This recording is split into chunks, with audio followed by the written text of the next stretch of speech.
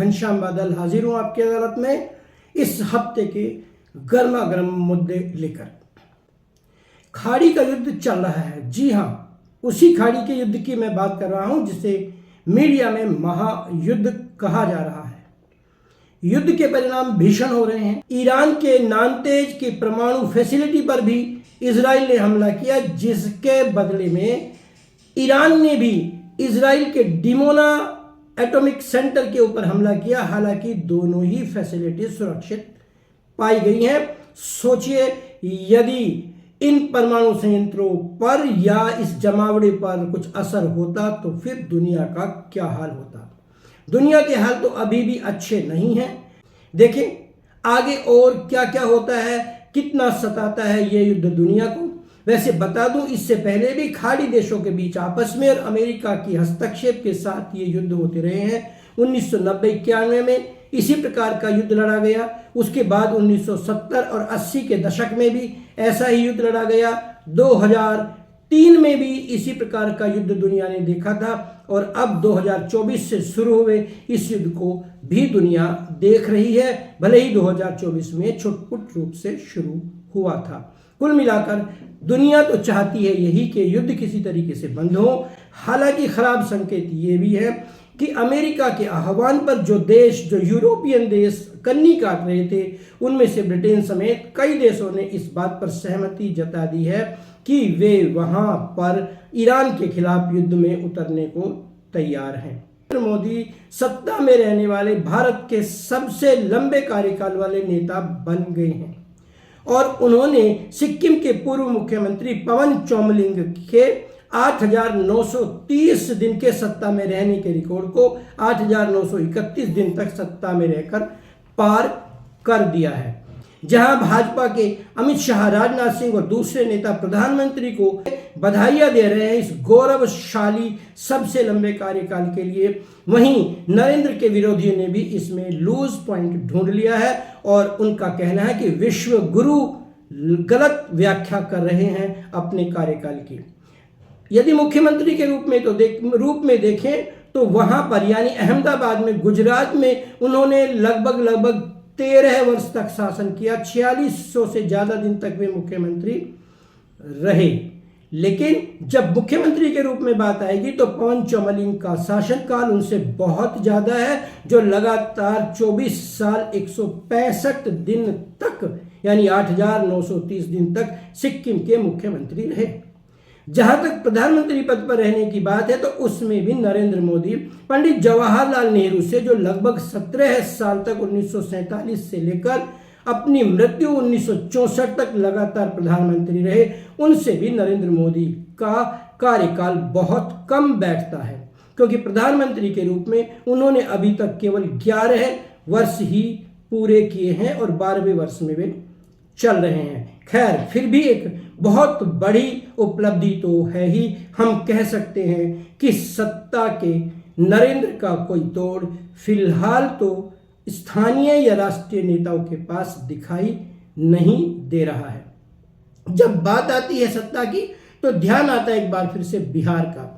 वो बिहार जिसमें नीतीश कुमार करीब 20 वर्ष तक लगातार मुख्यमंत्री रहे, इस दल से उस दल में छलांग लगाते रहे, पार्टियां तोड़ी, पार्टियां जोड़ी, लेकिन कैसे भी मुख्यमंत्री के पद पर वे काबिज रहे। लालू यादव को सत्ता से बाहर करने का श्रेय नीतीश कुमार को जाता है। लेकिन इस बार विधानसभा चुनाव जीतने के केवल 3 महीने बाद ही भारतीय जनता पार्टी ने उन्हें बिहार के मुख्यमंत्री पद से हटाने में कामयाबी प्राप्त कर ली। वे राज्यसभा का चुनाव लड़े, जीत भी गए हैं, लेकिन बिहार को इंतजार है अभी भी नए मुख्यमंत्री का। राजनीतिक क्षेत्रों में इस बात के कयास हैं कि निश्चित रूप से अगला मुख्यमंत्री भारतीय जनता पार्टी का होगा, क्योंकि यदि जनता दल यूनाइटेड का मुख्यमंत्री होना होता तो फिर नीतीश कुमार को हटाया ही क्यों जाता। हालांकि फिजा में वहां के दोनों उप मुख्यमंत्री सम्राट चौधरी और विजय कुमार सिन्हा के नाम सबसे आगे बताए जा रहे हैं। केंद्र सरकार में 2 मंत्री नित्यानंद राव और दिलीप जायसवाल का नाम भी पीछे नहीं कहा जा सकता है।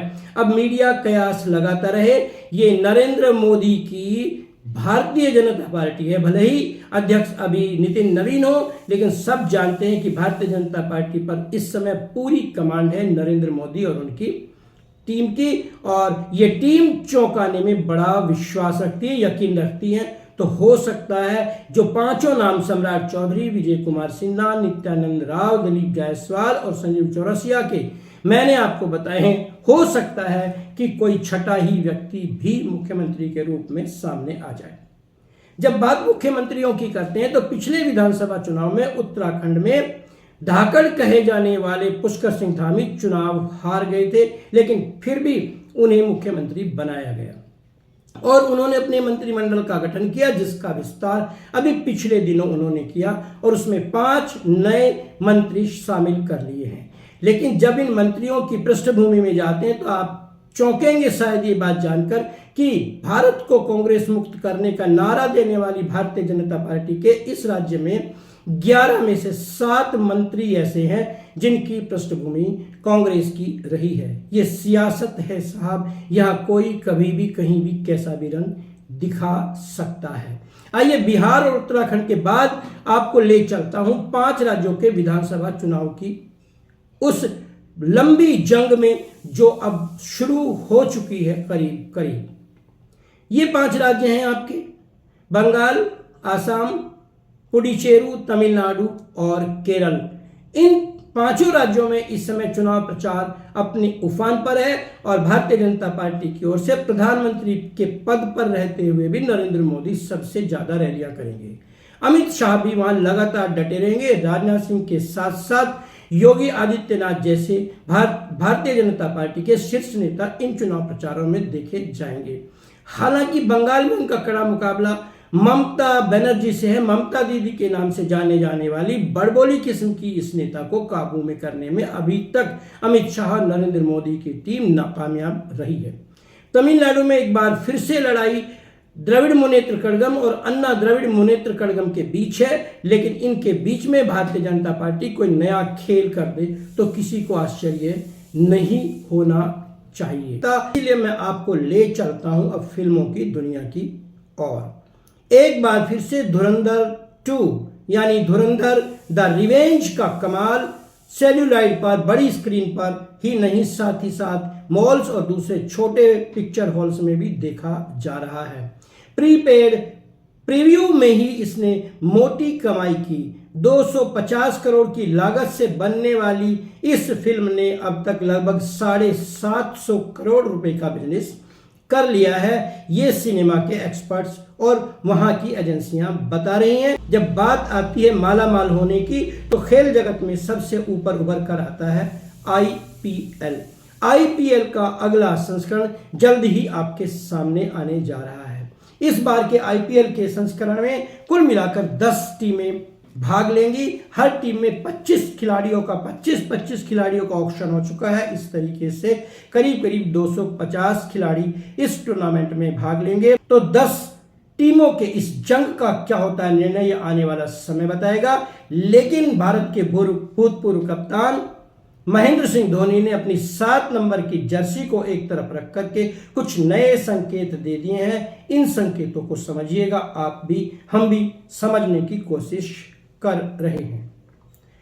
इसके साथ साथ ही अगले सत्र में यानी सत्र 2026-2027 में बॉर्डर गावस्कर ट्रॉफी एक बार फिर से वापस आ रही है।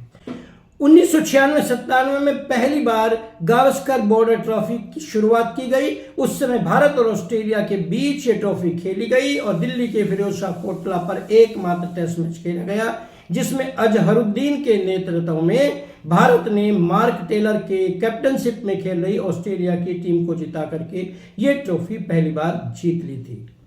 आप देखते रहिए चैनल तीर तर्कश।